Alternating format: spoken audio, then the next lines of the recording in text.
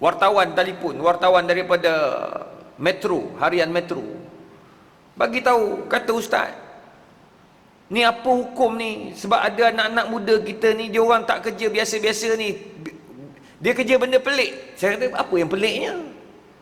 Dia kata, ustaz, layan wanita-wanita sunyi online. Ingatkan kuliah online je, bukan kuliah online macam ni, tak. Ini layan perempuan-perempuan online. Zaman saya kecil dulu dinamakan gigolo. Dan gigolo, bukan kata awak gigolo, tak zaman tu. Zaman tu kecoh, gigolo. Yang saya tahu masa tu zaman saya tengah ngapal Quran. Zaman tu yang saya tahu orang gigolok. Gigolok, beli pinggan, beli mangkuk, beli tu. Zaman dulu. Zaman tu gigolok atau gigolo. Gigolo ni haram, gigolok harus.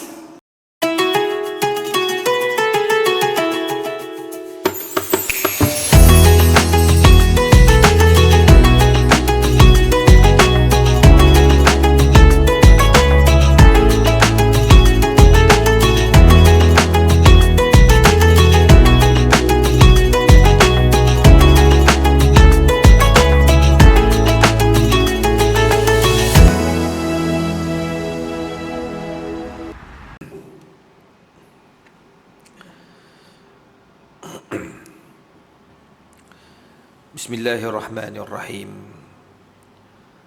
Alhamdulillahi rabbil alamin. Wassalatu wassalam ala asyrafil anbiya'i wal mursalin wa ala alihi wa sahbihi wat tabi'ina ila yaumiddin. Rabbi syrah li sadri wa yassir li amri wahlul 'uqdatam min lisani yafqahu qawli, amma ba'du. Assalamualaikum warahmatullahi wabarakatuh. Pertama sekali kita bersyukur kepada Allah Subhanahu wa taala kerana dengan izin dan limpah kurnianya, alhamdulillah, pada malam ini kita dapat sama-sama berada dalam rumah Allah, dapat sama-sama kita berkongsi ilmu, saling ingat memperingati antara satu sama lain. Sebagaimana firman Allah dalam Al-Quran, wa dzakir fa inna dzikra tanfa'ul mu'minin. Ingat memperingatilah kamu, sesungguhnya dengan ingat memperingati itu mendatangkan banyak manfaat dan faedah kepada orang-orang yang beriman. Ditambah pula tuan-tuan dan puan, kita sekarang ini berada dalam bulan kelahiran Nabi kita Muhammad sallallahu alaihi wasallam. Kita menyambut bukan Nabi suruh, tetapi kita sayang. Kita menyambut Maulidur Rasul bukan Nabi paksa, tetapi sebab kita nak ingatkan anak-anak bangsa kita, nak ingatkan masyarakat kita bahawa kita ada seorang Rasul yang bernama Muhammad bin Abdullah. Ditambah pula zaman sekarang zaman fitnah. Fitnah yang macam-macam tuan-tuan. Kalau tuan-tuan tengok dalam Facebook, dalam Instagram, dalam TikTok, tak masuk akal.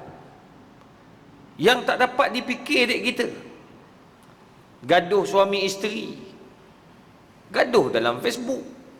Patut yang tahu 3-4 orang, jadi 3-4 juta orang tahu.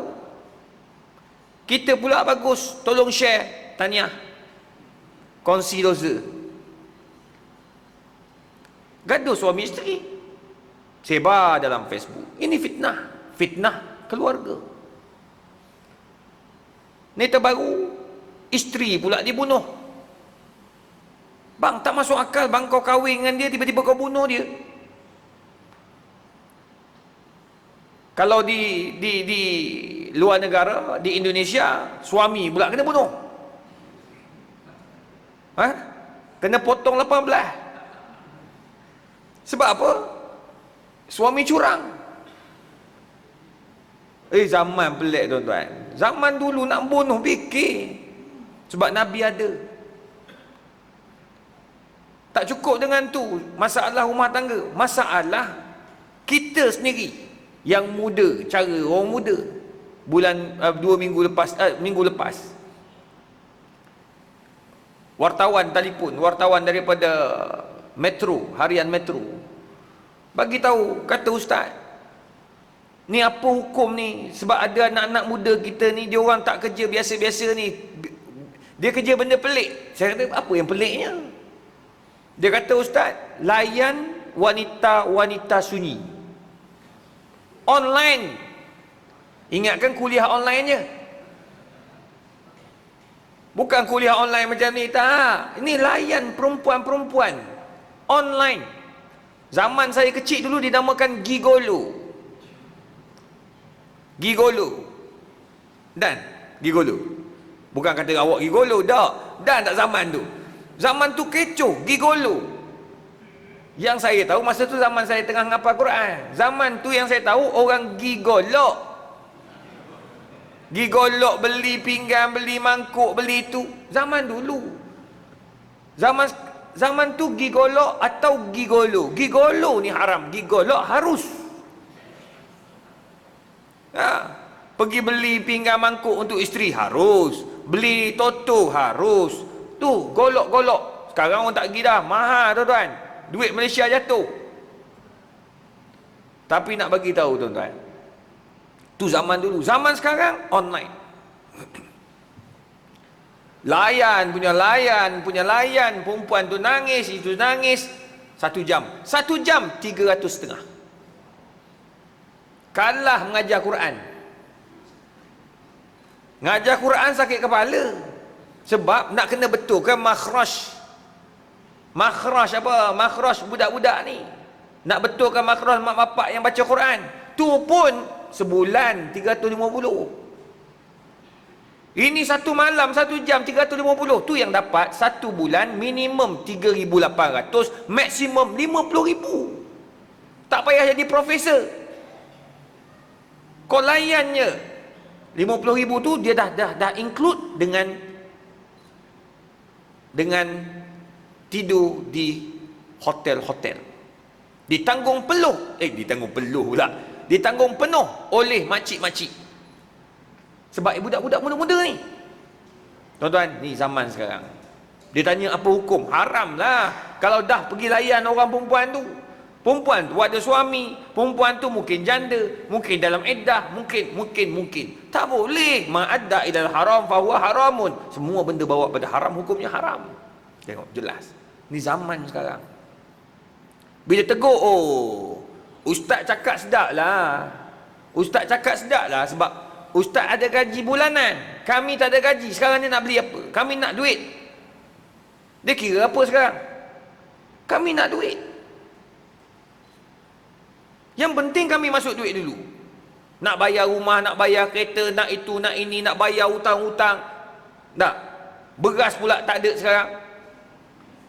Lagilah susah kami. Sekarang ni tak boleh. Salah cakap, selamat dibuat gitu tuan-tuan. Tu kena beringat. Jadi bila kita buat majlis Maulidur Rasul, ingatkan Nabi Muhammad, sekurang-kurangnya kita terapkan pada anak-anak kita. Saya terus terang saya cakap tuan-tuan. Saya bila majlis Maulud ni, saya akan membaca. Saya tolong bacakan untuk tuan-tuan, akan bacakan untuk orang kat depan. Saya akan bacalah apakah minda Rasul, bagaimana cara Nabi, macam mana akhlak Nabi. Saya tak ceritalah sejarah ni, tak apalah, tuan-tuan dah dengar selalu dah. Macam mana Nabi lahir, apa yang berlaku, itu sejarah, tuan-tuan kena tahu. Sekarang ni intipati daripada sejarah tu kita nak ambil dia punya prinsip ataupun cara hidup Nabi yang sebenar yang kita boleh ikut. Kita sampaikan. Bukan apa tuan-tuan, saya pun dapat ilmu, tuan-tuan pun dapat ilmu. Budak-budak yang dengar pun akan dapat ilmu.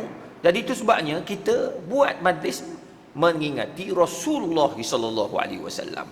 Dengan cara itu, budak-budak yang tak pernah dengar siapa itu Muhammad dapat kenal pasti siapa itu Muhammad sallallahu alaihi wasallam. Itu sebabnya sambutan hari kemerdekaan kita sambut tiap-tiap tahun. Kerajaan habis berapa juta? Ingat nak keluar kereta kebal sia-sia gitu je. Bang, ada sebab bang, kapal terbang lagi atas kok, berlatih lagi, minyak semua tu. Kenapa keluar tu? Sebab keluar tu impak dia besar kepada anak bangsa kita. Budak-budak kita tengok, Kita ada aset negara. Selepas 66 tahun, hebat je kita. Dulu hidup zaman susah, zaman apa? Zaman nenek kita, atuk kita. Nenek saya sempat hidup zaman Jepun. Atuk saya salah seorang polis yang terlibat untuk kemerdekaan tahun 1957. Mereka ni tengok kawan-kawan mati kena tembak dengan komunis. Nenek tengok macam mana orang Melayu kena tembak dan kena bunuh dengan siapa? Dengan Jepun. Nenek tak boleh membaca, tak boleh menulis. Nak menulis apa zaman Jepun? Tuan-tuan, susah. Nenek kata nak makan pun susah. Kawan-kawan nenek cerita ni, arwah, dia kata nenek masa susah dulu, nenek tengok kawan-kawan nenek kena rogol dengan Jepun. Tak boleh cantik sikit. Mujurnya nenek kata muka nenek hodoh, hitam. Tak ada Jepun nak. Arwah, betul ni, saya bukan cerita bohong ni. Nenek saya, dia kata muka nenek hitam, tak ada orang nak. Kurus, tak cantik. Tapi yang cantik-cantik habis kena rogol dengan Jepun. Tengok. Itu sebabnya kita buat, kerajaan buat tiap-tiap tahun sambut merdeka untuk ingat kita pernah dijajah satu ketika dulu. Kenapa sambut Maulid Rasul? Kita nak bagi tahu Muhammad sallallahu alaihi wasallam adalah rasul yang kita kena ingat akhlak dia. Jadi tuan-tuan, malam ni saya nak kongsi dengan tuan-tuan, apa sebenarnya kehebatan Rasulullah sallallahu alaihi wasallam ni? Yang kaji Rasulullah ni bukan orang Islam saja, orang kafir kaji, tuan-tuan. Tu yang buat Nabi Muhammad orang paling berpengaruh, bukan orang Islam yang kaji tu. Kalau baca dalam buku-buku orientalis, dia kaji who is the Muhammad sallallahu alaihi wasallam. Dia tak adalah nak kaji Muhammad, dia nak puji Muhammad, tak. Dia kaji apa istimewa Muhammad sampai orang sayang sangat kat dia ni. Nah. Ni, kita tak pernah pergi Mekah dan Madinah. Tapi nak pergi Madinah. Kenapa nak pergi Madinah? Pergi Mekah cukup lah. Kalau orang kaya tuan-tuan, dia pergi haji, dia bayar mahal-mahal, dia bukan pergi sangat Madinah tu. Madinah ni ada yang pergi-pergi, dia nak cepat balik, dia bayar harga 200,000, dia buat tunai haji, balik KL terus. Madinah dia pergi lain kali sebab dia ada duit. Dia bukan rukun nak buat haji kena pergi Madinah, tak. Tapi kita tuan-tuan mesti nak pergi. Sampai tengok Allah, tengok kubah hijau, nangis dah kita. Bang, kenapa kau nangis? Kau tak pernah dengar pun kisah Nabi, kau tak kenal pun Nabi, kau tengok kubah kau nangis apa pasal? Cinta kepada Rasulullah itu luar biasa. Itu sebabnya orang kafir kaji. Ni dia panggil orientalis. Orientalis ni, dia orang ni hafal hadis, dia nak kaji hadis. Orientalis, dia kaji Quran, dia nak kaji Al-Quran. Tuan-tuan, ni kawan saya. Kami ni pensyarah. Nak naik pangkat, nak dapat tu, kadang-kadang bila saya dengar orang dia tak ada profesor, dia bubuhnya profesor. Dia tak ada doktor, dia bubuhnya doktor. Lantak dia lah untuk bisnes dia. Tapi nak dapat profesor, tadi kan kita orang bincang ni, kawan saya dia nak dapat Profesor Madya dengan profesor ni kan. Nak dapat tu sekarang ni, nak dapat pangkat tersebut, dia kena dinilai. Nilai oleh profesor dalam negara 2 orang dan luar negara seorang. Dan mungkin ikut universiti lah, ada setengah universiti nak 2 luar negara. Luar negara ni pula tengok universiti terbaik dunia dia nak. Kalau UKM 159 tangga dia. Maknanya kalau nak nilai kami ni, nak dapat title tu, dia mesti 200 universiti terbaik dunia, bawah atas daripada UKM. Tuan-tuan, kawan saya, dia nak naik pangkat ni. Pensyar profesor kat Malaysia dah lulus dah bagi dah dia punya apa penilaian. Yang tak bagi lagi daripada luar negara. Luar negara 200 universiti terbaik dunia ni semua pakar-pakar hadis Yahudi, pakar psikologi Islam Yahudi, pakar apa lagi, falsafah Islam, falsafah Usuluddin Yahudi, daripada seluruh dunia. Semua sampai reject. Tak nak. Sebab dia baca bukan nak dia buat kajian, dia profesor tau. Dia profesor. Dia nak bagi, dia jadi profesor bukan dia nak bagi orang lain jadi profesor, tetapi dia kaji untuk jatuhkan Islam. Itu sebab dia nak pelajar-pelajar daripada luar negara datang buat PhD dengan dia orang. Itu kawan saya, dia buat PhD dengan Yahudi dekat US. Dia kata dia buat kajian tentang kebijaksanaan, dia panggil teori Umar bin Khattab dalam pentadbiran di Madinah Al-Munawwarah. Dia buat kajian teori itu. Tahu Yahudi kata apa? Tak payah, benda ni aku boleh tahu. Terlalu ramai orang kaji tentang kebaikan Umar Khattab. Now aku nak kau cari satu teori yang boleh keluarkan teori ni, menunjukkan bahawa kelemahan-kelemahan yang ada pada Umar bin Khattab. Dia suruh kaji kelemahan. Kenapa kaji kelemahan? Dia nak gunakan kelemahan itu untuk sebar. Mana kita boleh kaji kelemahan? Sahabat Nabi mana boleh kaji kelemahan? Tapi itulah musuh Islam. Itu yang Allah kata, walan tardha ankal yahudu walan nasara hatta tattabi'a millatahum. Musuh Islam ni dia akan kaji macam mana nak jatuhkan orang Islam. Termasuk dalam kita menghina dan menjatuhkan Islam itu sendiri. Itu sekarang ni dia orang suka. Yahudi happy. Sebab ekonomi, kita ikut ekonomi dia. Jual beli, kita ikut cara jual beli dia orang. Perbankan, ikut cara mereka. Banyak, kalau nak tengok, memang dia orang dah berjaya. Pegang dunia ni dalam banyak sektor. Politik, kita rujuk dia, US. Apa-apa US dulu. Siapa dalam US? Oh, tuan-tuan tengoklah, siapa kaji sendirilah. Takkan saya nak cerita kot. Nah, siapa dia punya pemikiran dunia dia? Sampaikan kat PBB, dia kutuk negara Islam on the spot. Masa tu juga saya tengok, saya tutup dulu TV, sakit hati tengok Israel, Perdana Menteri Israel cakap tentang Islam. Oh tuan-tuan, kita tengok Yahudi kurang ajar. Tapi tuan-tuan, itulah yang kita hari ini pegang. Facebook, kita duk kata, wah Yahudi laknatullah, Yahudi laknatullah. Facebook Yahudi punya. Tak payah sembang lah, Yahudi punya. Gadget-gadget, berapa banyak Yahudi punya saham? Rokok, berapa banyak Yahudi punya sumbangan? Rokok. Tapi kalau tuan-tuan pergi Palestin, saya boleh cakap sebab saya pergi tak banyak kali lah. Tuan-tuan pergi Palestin, kawasan sampai ke Blok B. Blok B ni Yahudi, 100% Yahudi. Tuan-tuan takkan jumpa Yahudi isap rokok tepi jalan. Kita bukan tepi jalan, kawasan masjid kau isap. Lebih teruk dia Yahudi lagi. Agak-agak lah, kau nak isap-isap lah, pakai mazhab makruh. Kan? Nak pakai mazhab makruh, pakailah. Tapi tu pun ramai dah ulama' yang kata makruh mati dah, sebab dia boleh isap rokok. Sekarang ni yang kata haram lebih ramai, lebih majoriti. Ni dalam muzakarah fatwa antarabangsa. Memang dah haram daripada tahun 1995 lagi. Sebab ada sebab kenapa rokok tu diharamkan. Yahudi tak bagi isap. Tuan-tuan kalau isap, tuan-tuan boleh kena. Tak percaya pergi Singapura. Singapura tu memang duplicate 100%. Isap rokok je, bukan kawasan isap rokok, tuan-tuan kena punya. Kena tuan-tuan. Apatah lagi lempar potong rokok ke bawah. Selamat. Orang tak buat. Israel sama juga. Bandar dia bersih, tak ada satu potong rokok pun tak ada. Nak isap, dia ada smoking area. Ni Yahudi. Kenapa Yahudi boleh berjaya macam tu? Sebab dia pegang prinsip hidup Nabi Muhammad SAW. Dia tak suka Nabi, tapi dia pegang apa yang Nabi ajar. Apa minda Rasul?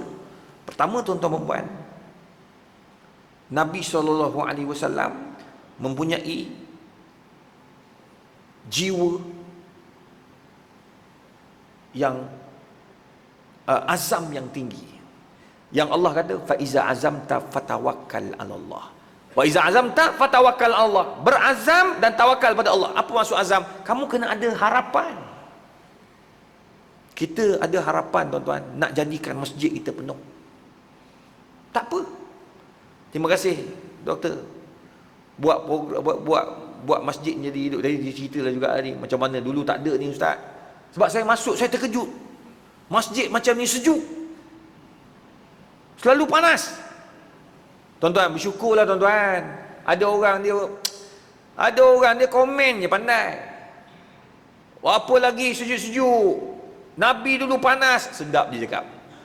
Dia tak datang pun. Dia komen dalam WhatsApp group je. Bang, tengok. Bila masuk, sedap duduk.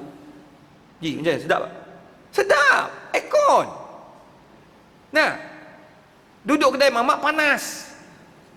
Baik kita duduk kat dalam masjid ni. Ya Rabbi, tengok. Bang, kenapa buat semua ni? Ni bagi cantik depan. Bukan tak boleh, boleh. Duit ni dipanggil duit pengimarahan, nak bagi nampak. Tak, kalau kita pergi dekat mall dicantikkan, hotel 5 bintang dicantikkan, takkan masjid tempat ibadat. Saya pergi rumah-rumah ibadat Yahudi, semua cantik-cantik dan bersih pula tu. Tu penting. Yahudi. Tuan-tuan nak masuk rumah ibadat Yahudi, pertama syarat dia tak boleh pakai, tak boleh dogol, kepala dogol tak boleh. Kau pergi masuk macam ni, kau kena halau awal lagi lah.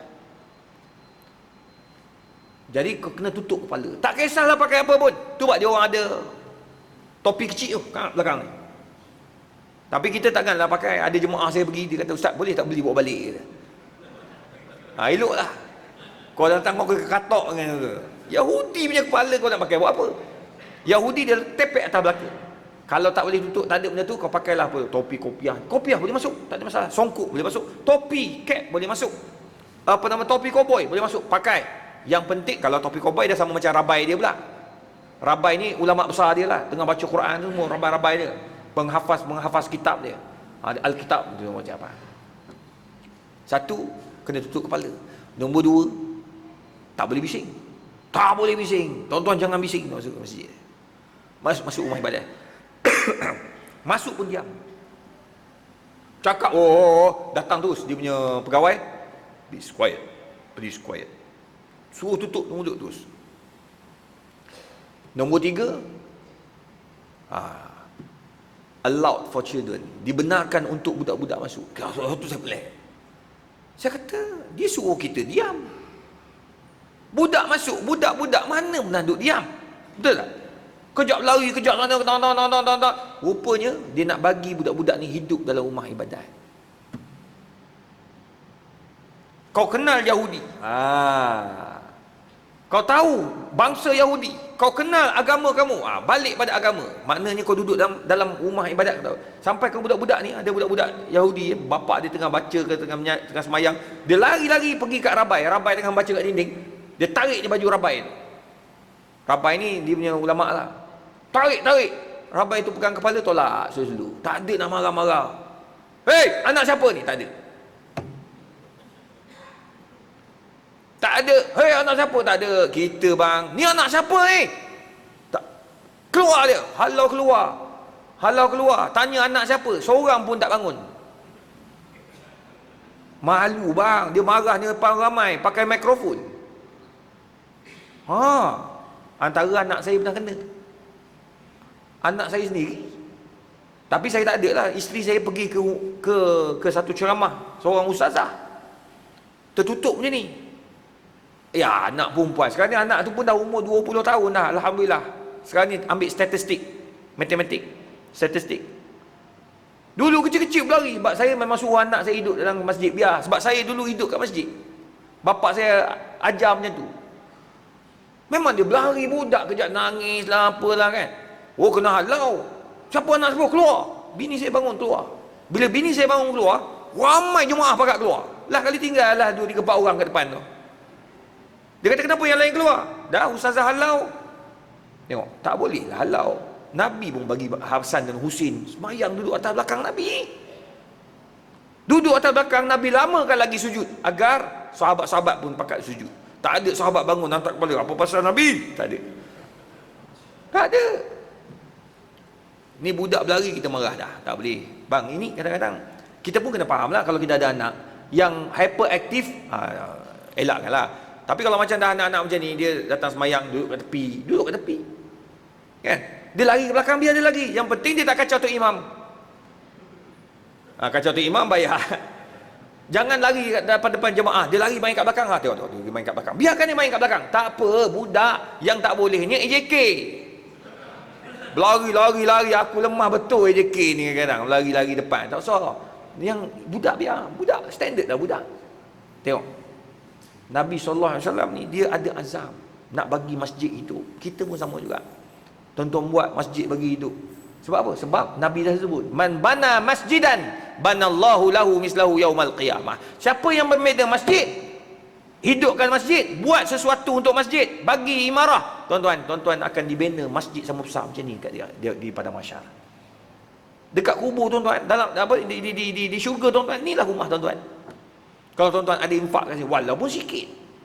Jangan tunggu tak buat sebiji, memang tak mampu kita. Kita buat lagi sikit seorang. Inilah rumah kita nanti, percayalah tuan-tuan. Tak percaya, kalau tak percaya, mati. Confirm percaya.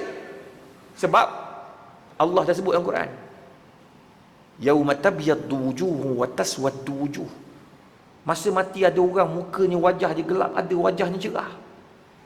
Masa kematian. Itu sebab Nabi suruh tengok, ittaqu min hadimin lazzat. Takut dengan kematian. Itu sebab Nabi suruh tengok orang mati.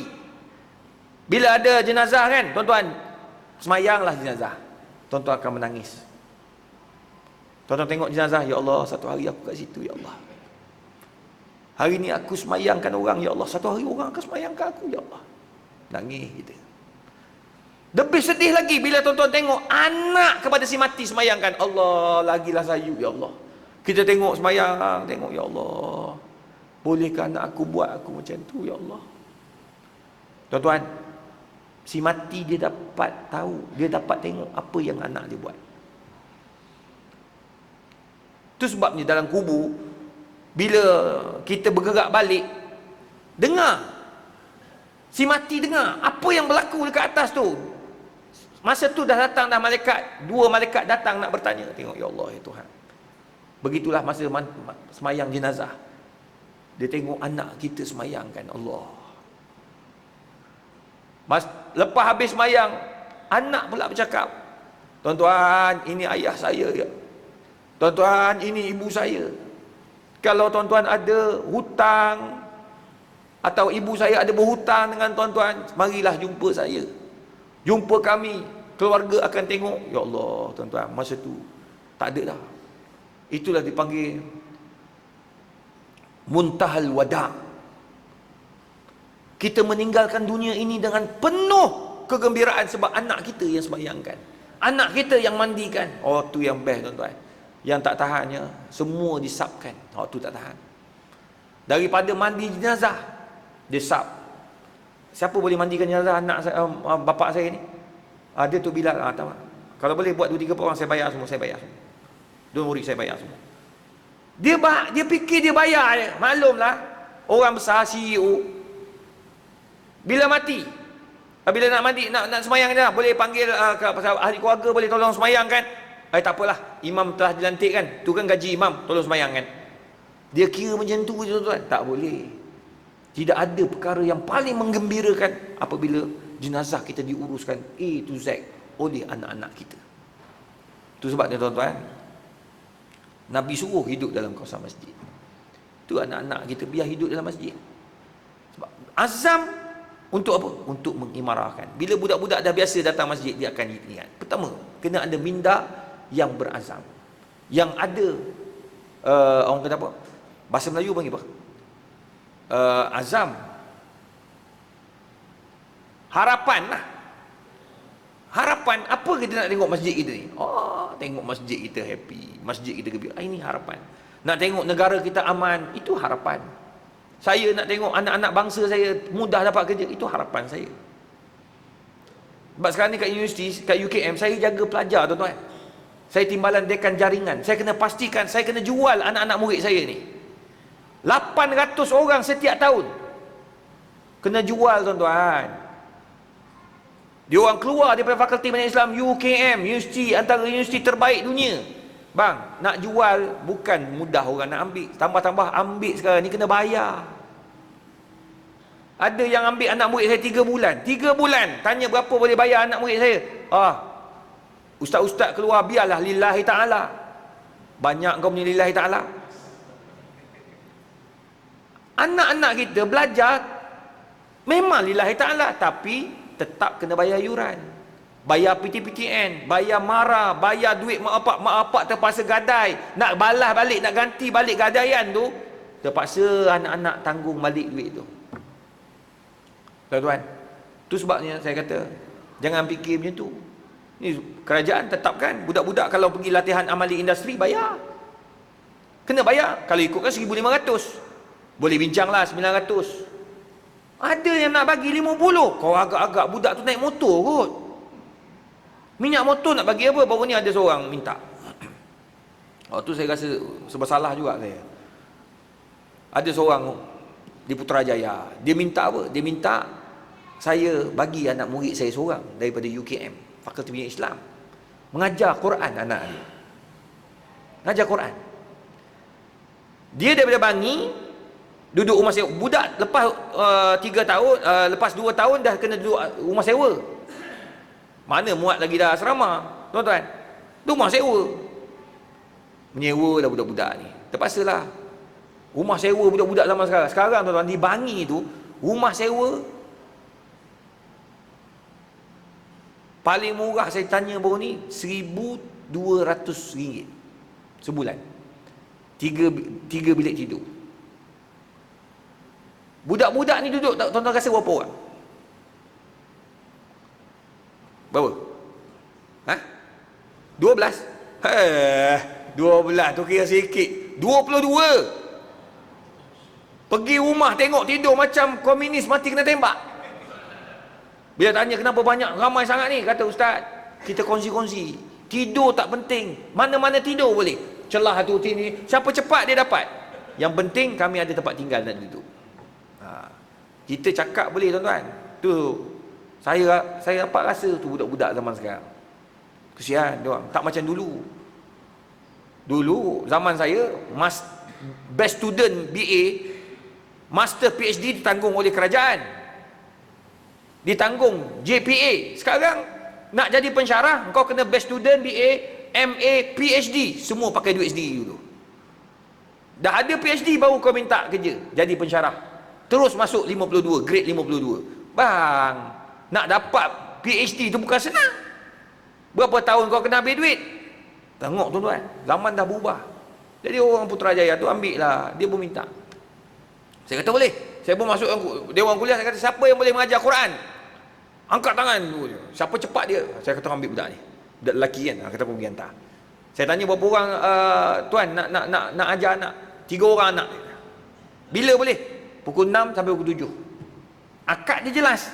3 orang 6 sampai 7. Sebab malam dia kata nak makan payah, dia kata. Itulah waktu kan. 5 tu anak nak main dulu. Pukul 6. Kat mana Putrajaya? Dekat persen sekian. Okeylah. Saya pun bagi tahu budak ni pun pergi. Kau ada butuh? Ada. Pergilah budak ni sebulan. Seminggu berapa kali? Seminggu dia minta 2 kali. Dia minta 2 kali.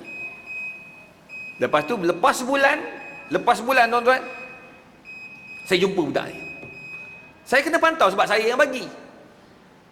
Saya panggil, "Dek, mari jap dek. Masuk bilik ustaz." Dia masuk bilik saya.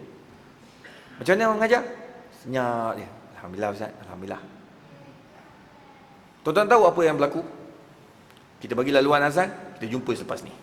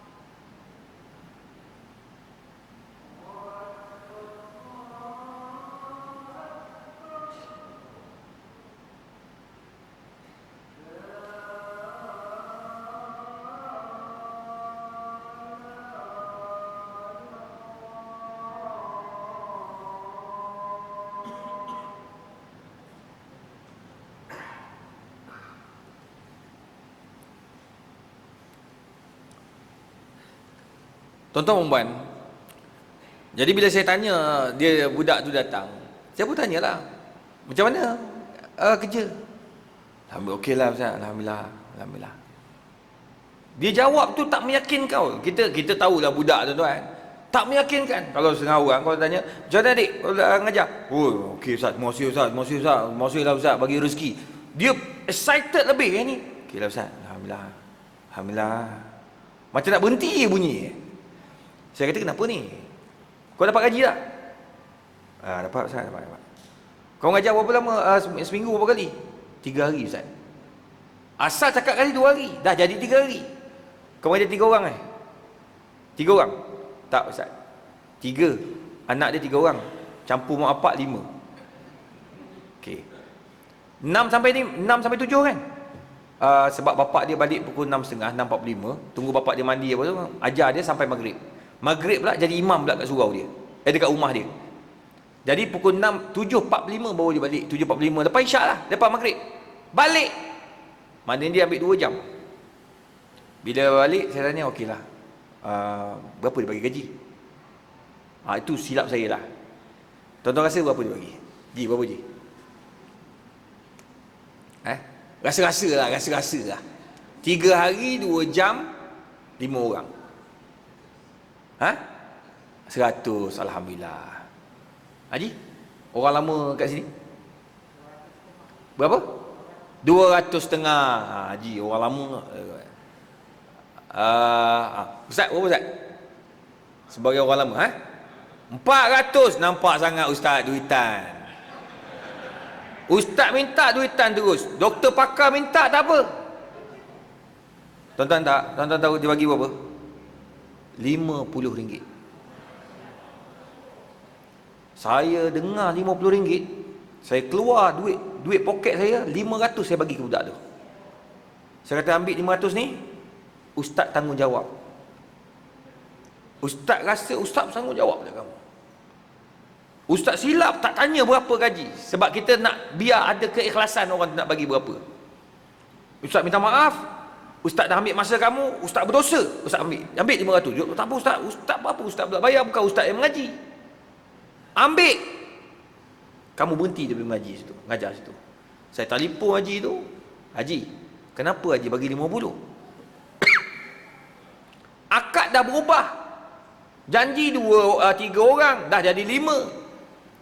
1 jam dah jadi 1 jam 45 minit. 2 hari jadi 3 hari. Apa ni Ji? Haji bagi 50, agak-agak Haji. Ustaz-ustaz kena ikhlas. Dia jusasi dapat N70 apa? X70. Kereta apa tu? Proton Proton. Proton. Dulu dia dapat Proton tu kan? X70. Perdana. Baru dia tukar X70. Bang, kau jusasi, kenapa tak ikhlas? Patut bagi tahu JPA, saya tak nak, saya nak kembali kepada 41. Untung negara kalau orang macam ni. Mana boleh macam tu? Otak pakailah. Saya pun kata, Ji, Haji jusasi. Gaji Haji saya tahu. Takkanlah Haji boleh bagi 50, agak-agak lah Ji. Malulah macam ni. Saya bagi duit saya tadi. Saya suruh dia berhenti, dia mengajar. Tuan-tuan, kenapa sampai macam tu? Ini cara kita nak tak boleh lah. Kita nak bagi anak-anak bangsa kita ada kerja. Tak apalah, bila dia ada duit, dia akan bayar zakat. Bila dia ada duit ni, bagi duit. Orang muda-muda bagi duit untuk buat aircon ni. Orang muda-muda bagi duit, orang tua bagi duit. Daripada mana? Daripada gaji. Inilah keikhlasan. Ikhlas. Dia akan mengajar sungguh-sungguh. Itu ikhlas. Ikhlas tidak boleh diukur. Tapi kerja, masa, minyak, kenderaan, kena ukur. Kenapa engineer, adik saya engineer, oil and gas, gaji lebih 15,000. Kenapa? Sebab kerja dia berat.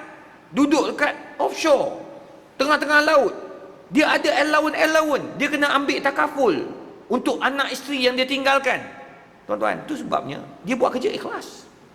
Dia duduk dekat tengah-tengah laut tu, dia hafaz Quran, dia jadi imam. Itu ikhlas, tak dibayar tu. Tapi kerja dia dibayar. Setiap saat, setiap waktu yang dia buat, dia akan dibayar. Tuan-tuan, itu sebabnya kadang-kadang jangan terlalu kecilkan skop Islam tu. Islam itu hebat. Abdul Rahman bin Auf, dia sahabat Nabi. Kenapa bisnes jual unta dia lagi mahal daripada Yahudi? Sebab bisnes dia jelas. Halal haram dia jelas. Yahudi tak jelas. Pinjaman ada riba, dia tak ada riba. Jelas. Itu sebabnya tuan-tuan, benda ni kita kena faham. Baru kita nampak Islam itu indah. Kalau tidak, kita akan ke belakang, ke belakang, ke belakang. Tu, kena ada mimpi. Saya panel halal Malaysia.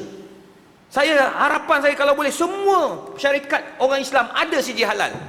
Orang kata ustaz payahlah payah. Kalau payah lebih 50% bukan Bumi Putra dapat siji halal. Kenapa? Kenapa mereka dapat? Sebab mereka ikut law. Dia orang ikut arahan. Nabi suruh ikut law. Ikut cara. Kalau nak dapat siji halal, lantai kena macam ni. Produk makanan kena macam ni. Produk daripada pasar kena macam ni. Dia orang ikut sebab dia tahu daripada siji halal tu dia boleh bawa produk ke luar negara. Tuan-tuan, kita tak nak. Tak apa kita dari Islam. Tu yang kita nak hantar produk ke luar negara payah sebab tak ada siji halal. Tuan-tuan, kita nak mengharap sangat orang Islam kita, produk-produk orang Islam ada siji halal. Baru boleh masuk dalam produk dalam government punya projek. Nak letakkan RNR, kuih pau orang Islam. Kita tak orang Islam punya. Tapi sekarang ni ada kuih pau yang banyak kat pasaran. Bukan Bumi Putra, bukan orang Islam punya. Bukan Bumi Putra yang punya, tapi ada siji halal. Halal tak makan? Halal. Nampak tak? Halal sebab dia dapat siji halal. Tapi tuan-tuan tu kita nak ke mana? Kita kena ada dream, kena ada harapan satu hari nanti negara kita ni. Sebab siji halal Malaysia terbaik dunia. Terbaik dunia. Saya pergi Korea, mesyuarat kat Korea. Orang Korea, halal Korea kata, Malaysian is our teacher. Kami punya guru. Untuk industri halal. Kita nak benda tu berlaku. Sama juga macam perbankan Islam. Perbankan Islam Malaysia yang ajar negara-negara luar. Siapa dia punya ketua dia mula-mula ni? Tan Sri Daud Bakar. Pengurusi Majlis Agama sekarang. Sekarang ni dia dah main bola pula sekarang. Dah boring dah. 30 tahun main dengan perbankan bukan Malaysia, dunia. Tuan-tuan, itu sebabnya kita nak ada keinginan nak tengok benda tu. Tu Nabi punya minda. Tak salah tuan-tuan ada perasaan tu. Yang kedua, tuan-tuan yang dikasihi sekalian, minda Nabi SAW minda berstrategi. Minda Nabi ni dia sangat unik. Nabi tak buat sembrono. Tak. Bila saya bincang masjid ni macam mana apa dia punya harapan, mula-mula buat ni dulu, lepas mula aircon, lepas tu buat depan. Ni sekarang ni tengah kutip lagi nak buat cat pula, luar dalam. Tak salah. Itu strategi. Macam mana dapat duit? Kita kutip. Dia minta doktor minta dengan YB dapat 50. Okey lah. Dapat juga kan? Yang penting bagi, jangan tak bagi langsung. Kalau bagi salam ni tak cukup. YB kena bagi banyak sikit lah kan. Dia ada peruntukan. Kita minta lebih sikit. Untuk masjid tak apa. Dia orang pun suka. Kan.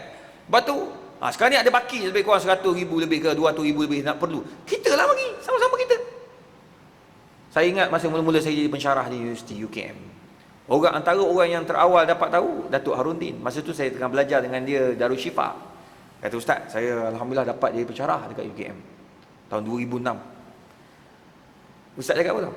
Alhamdulillah saya suka betul. UKM tu tempat saya. Saya profesor dekat situ syariah.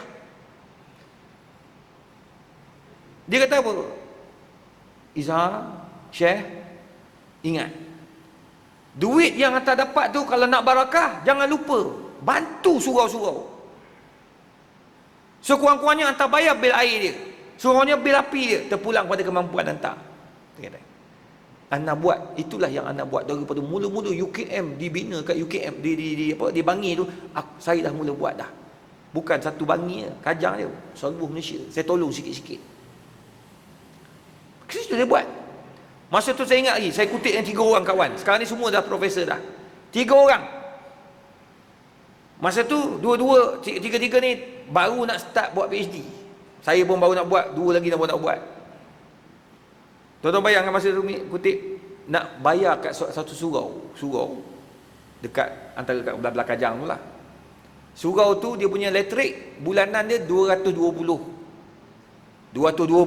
kadang-kadang 180. Jadi kami kutip, kata nak kita buat, Datuk Harun ni kata buat ni. Oh kita pun okey dua orang. Okey kita buat macam ni lah. Saya bagi 50, ini 50 dia kata. Hai. Kita nak bagi 200. Kenapa engkau 50, aku 100? Ustaz, tak apa Ustaz duit banyak. Masa tu kami sama je. Tapi kata tak apa Ustaz. Kami masa tu anak saya seorang. Dia orang memang anak 2 3 dah. Dia 2 3 orang kan anak. Berat lah. Saya seorang masa tu. Tak apalah, saya kata okey. Beres. Tuan-tuan, RM200 setiap bulan. Surau tu ada. Sekarang tuan-tuan 2,200. Sebab aircon dah tambah. Dengar dia nak tambah lagi aircon, aku dah debol dah. Tapi tuan-tuan, tak miskin kita. Tak miskin. Ada lagi yang lain-lain. Kita kena ada perasaan. Aku ada asas suaranya, duit gaji aku tu adalah sikit untuk akhirat aku. Ayah saya dah meninggal, atuk saya dah meninggal, nenek saya meninggal. Mereka ni semua ada impak, ada sumbangan dalam kerjaya saya hari ni. Sebab saya tak ada SPM asalnya. Tingkatan 3, darjah 3 dah berhenti sekolah. Macam mana saya boleh duduk kat universiti UKM ni? Sebab doa mak bapak, doa atuk dan nenek, doa orang ramai. Kita kena ingat tu. Jadi tu sebabnya saya kata tak apa, sekurang-kurangnya bila aku bagi saham aku ni, ada juga untuk ayah, ada juga untuk arwah nenek, ada juga arwah atuk. Tuan-tuan, kita fikir untuk masa depan kita. Duit yang kita ada ni bukan duit kita tuan-tuan. Doktor duit dalam akaun banyak kan? Mati bukan doktor punya, semua kerabat punya. Kalau ada, berapa bini ada? Seorang juga. Kalau ada 2, habis lagi banyak habis. Kalau 3, lagi banyak habis. Kalau anak ramai, lagi semua anak-anak akan ambil. Dia orang ambil, dia tak buat macam kita. Kita nak pergi umrah, berjimat. Nak semayang, nak guna pergi, nak buat wakaf, berjimat. Tapi bila dapat ke anak, dapat je. Kereta sebiji. Ni kawan saya. Tak kawan jugalah, dia otai, orang lama. Suami isteri profesor. Pencen dua-dua ni. Tapi suami ni sambung. Isteri jimat, masa meninggal dia ada duit cash sebanyak 2 juta lebih. Tapi isteri dia sangat jimat, berjimat. Orang lain pakai beg jenama ke apa, dia tak ada. Dia pakai polo 90% yang potong kat Sogo tu. Dia beli sekali, dia pakai sampai hancur, tali diikat gitu je. Tak penting, dia pakai beg seminar apa je. Meninggal isteri dia, kena kanser payudara. Suami kontrak, dibayar lagi, gaji profesor jalan, gaji kontrak pun jalan. Tu dia sedap tu. Pencen jalan lah maksudnya, duit masuk. Isteri dah meninggal, berapa lama suami boleh nangis? Berapa lama kak? 1 malam? Teruk sangat suami akak ni kak, 1 malam je. letaklah sebulan. 40 hari. Oh haji lama sikit lah. 40 hari. Kita doa isteri haji sekarang ni dekat Tawakal. Doa bagi sihat insya-Allah. Dia batuk-batuk je, bukan nazak. Tuan-tuan jangan belak kan, ya Allah nazak ke? Tak. Batuk-batuk. Orang tua-tua kan batuk pergi hospital je senang. Bahaya kan. Kita tak tahu zaman sekarang jerebu lah macam-macam kuman. Elok lah tu. Tuan-tuan, bila mati harta semua dia orang ambil. Dia orang ambil. Yang tadi tu meninggal isteri, lebih kurang 3 bulan sampai kad kat saya. Kahwin dengan siapa? GRA dia, bekas GRA dia. GRA ni macam research, pelajar yang tolong buat research dia lah, perempuan. Umur berapa? 28 tahun. Dia berapa umur? 64 tahun. Tu dia. Apa hantarannya? Mercedes A250. Duit siapa pakai? Arwah tinggalkan. Duit sepencarian. Arwah boleh buat apa? Dia yang jimat cermat dulu. Apa dia buat? Tak ada apa. Bangun jadi penjana? Tak. Dia orang solehah. Dia aman dah kat dalam tu. Cumanya duit nak bagi tahu tu, duit kita tu bukan duit kita. Suami punya. Tak, suami punya. Anak kita punya. Mak bapak kita kalau hidup. Adik-beradik kita kalau tak ada anak lelaki, tengok faraid itu baru faraid. Tapi akhirnya tuan-tuan, yang kekal kita punya ni, infak kita, bagi makan kat orang, bagi student makan, bagi orang susah makan. Itulah yang kita punya. Itu sebabnya tuan-tuan, kita nak buat sesuatu benda, biar perancangan tu ada. Perancangan untuk dunia kita ada, perancangan untuk akhirat kita ada. Tu sebab kata Nabi, ad-dunya mazra'atul akhirah. Dunia untuk akhirat. Itu perancangan. Tu sebab Nabi nak pindah daripada Mekah ke Madinah, Nabi very strategize. Dia strategi bagaimana pergerakan tu daripada Mekah sampai Madinah. Siapa yang akan tidur dekat tempat aku, pukul berapa nak keluar, siapa teman dia, semua tu strategi Nabi. Nak bermusafir, Nabi ada kawan-kawan baik, sahabat-sahabat baik, antaranya Umar bin Khattab, Abu Bakar, Umar. Kenapa Nabi ambil Umar? Nabi ambil Abu Bakar, tak ambil Umar. Umar ni Yahudi, semua orang takut, Quraisy takut. Apa Umar? Tak payah. Orang lain masuk Islam semua diam-diam, senyap-senyap. Mari ke Umar. Ana Umar, aku Umar bin Khattab. Aku hari ini dah mengucap 2 kali syahadah dan ikut Muhammad SAW. Siapa yang tak puas hati, naltaqi wara al-wadi. Mari kita jumpa di belakang gunung. Kita tengok siapa yang keluar. Engkau keluar atau aku yang keluar. Tak ada seorang pun lawan dia. Garang kot dia ni. Patut nak selamat, bawa Umar je. Umar kat depan, semua disapu cerah. Betul tak? Tapi tak, dia kata Umar kau pergi dulu. Umar pergi dulu. Osman pergi dulu, Ali pergi dulu. Ali dekat Mekah. Yang pergi teman dia Abu Bakar As-Siddiq. Kenapa? Kenapa Abu Bakar? Kerana Abu Bakar As-Siddiq, pertama, dia orang yang tenang. Kita kalau bergerak, nak pergi berjalan jauh-jauh, kita nak orang yang tenang. Betul tak? Kita naik taksi. Saya baru ni naik Grab daripada KLIA sampai rumah saya. Dia kurang dalam setengah jam. Saya duduk dalam Grab kan. Saya selalu dalam kereta saya tidur. Hari tu tak boleh tidur. Dia jadi, tanyalah ustaz dalam Grab. Siap suruh kira lagi faraid. Bapak dia yang baru meninggal. Satu hal pula aku tolong kira faraid dia. Tuan-tuan, bayar tetap bayar. Bayar. Kira. Itu dipanggil fi sabilillah. Kiraan. Aku kira tolong dia. Tapi tuan-tuan, tak boleh sembang, tak boleh tidur. Dia cakap tak berhenti sekali. Ingat selesai jawab satu hukum, ingat selesai dah. Rupanya ada hukum lain pula. Dia kata menyesal betul aku naik kereta ni, kata. Tak. Tapi tuan-tuan, nak bermusafir itu setengah jam. Kalau 1 hari, 2 hari, 3 hari, kita nak orang yang tenang. Abu Bakar Umar ni dia suka argue. Kenapa gini, kenapa gini? Abu Bakar tak diikut. Nabi masuk dalam gua tu, masuk di bawah lubang tu kan. Kalau Umar tanya, kenapa nak masuk di bawah ni? Abu Bakar tak diikut. Masuk. Ikut. Jalan. Tapi Abu Bakar strategi juga. Dia ada orang yang tunjuk. Siapa yang akan bawa makanan? Semua tu diatur oleh Abu Bakar As-Siddiq. Tengok Nabi SAW. Sangat strategi. Samalah juga macam kita. Nak buat apa-apa dalam hidup kita ni, biarlah berstrategi. Jangan kita buat tanpa strategi. Nak buat bisnes, kena ada strategi. Apa marketing yang kita nak buat? Semua kena ada. Kita nak berjaya dunia, nak berjaya akhirat, kena ada strategi. Duit kita ke mana, masa kita ke mana. Tuan-tuan, itu yang kita buat. Cubalah buat yang terbaik. Setiap orang ada cara masing-masing. Nak besarkan anak-anak, ada cara masing-masing. Dan saya doakan tuan-tuan dan puan, ya, kita termasuk daripada mereka yang mendapat syafaat Nabi Muhammad SAW. Sebenarnya banyak ya, minda Rasulullah ataupun pemikiran ataupun cara hidup akhlak Nabi ni banyak. Allah suruh kaji. Saya bagi pada tuan-tuan malam ni 2 ni pun kita nak buat berat juga, kan?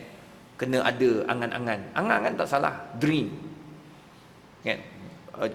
Angan-angan, cita-cita, harapan untuk kita anak bangsa kita ada. Sebab Nabi orang yang kuat harapan dia. Sampai ke akhirat, sampai ke apa? Kepada mahsyar dia fikir kita. Tu harapan Nabi. So kita kena buat. Yang kedua, berstrategilah. Macam mana kita nak buat yang terbaik untuk agama kita. Semoga tuan-tuan dan puan, kita semua mendapat syafaat Nabi Muhammad SAW. Kalau tuan-tuan masuk syurga Allah Azza wa Jalla, nampak saya kat luar, panggillah saya masuk. Syafaat. Syafaat orang soleh, ahli syurga. Tuan-tuan tarik saya, tuan-tuan. Sebab saya ni termasuk daripada orang yang susah masuk syurga. Bukan ustaz-ustaz senang. 3 golongan yang sukar masuk syurga. Pertama, al-umara, pemimpin-pemimpin. Termasuk doktor. Jangan fikir, Perdana Menteri, Timbalan Perdana Menteri, Esko, Menteri. Tak, itu dah besar sangat tu. Memang confirm tadi orang tu lambat. Sebab file dia orang besar. Semua file akan disemaknya. Sekarang pun banyak file tebal tak selesai. Di akhirat lagi panjang cerita. Tu al-umara. Sampailah ke organisasi. Nombor 2, al-ulama. Ulama. Sebab Allah sebut dalam Quran, di mata quluna ma la taf'alun. Kenapa kau cakap kau tak buat? Itu takut. Kita nak suruh orang sedekah, kita tak sedekah. Kita nak kata, kita kena ikut sunnah Nabi, badan kita kena macam Nabi, dada dengan perut Nabi sama. Tapi tak, kita cakap perut kita duduk dalam gaga motor. Contoh. Bukan orang sini, minta maaf lah tuan-tuan. Saya contoh ni jangan salah. Sebab ni maulud Nabi, nak tahu kan. Nabi dada dengan perut sama. Kita sama ke tak? Tak sama. Kalau tak sama, jom kita pakat-pakat exercise. Sebab saya naik bukit tuan-tuan. Yang naik dengan saya tu pakar bedah.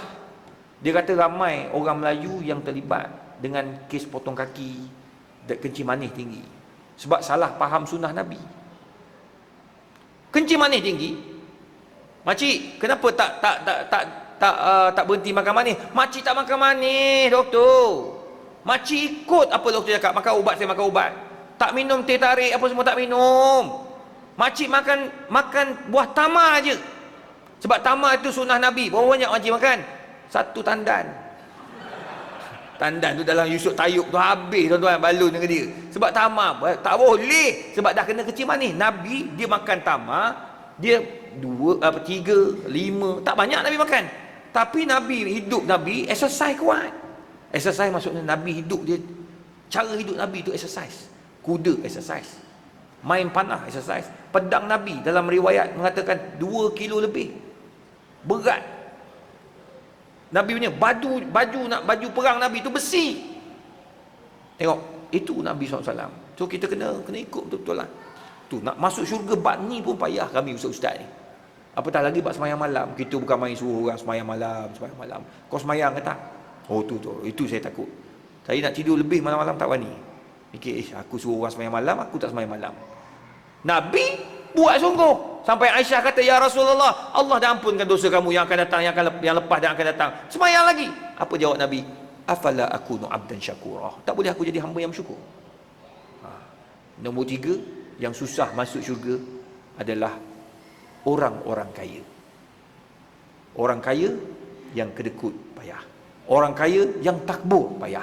Orang kaya yang belagak habis. Susah nak masuk syurga. Tu kena ingat. Orang kaya. Tapi orang kaya yang pemurah mudah masuk syurga. Abdul Rahman bin Auf, Asyrul Mubashirina fil Jannah. Confirm syurga. Daripada 10 yang masuk syurga, 7 daripadanya adalah jutawan. Pemimpin negara 4, Abu Bakar, Umar, Osman, Ali. 3 daripada 4 adalah jutawan.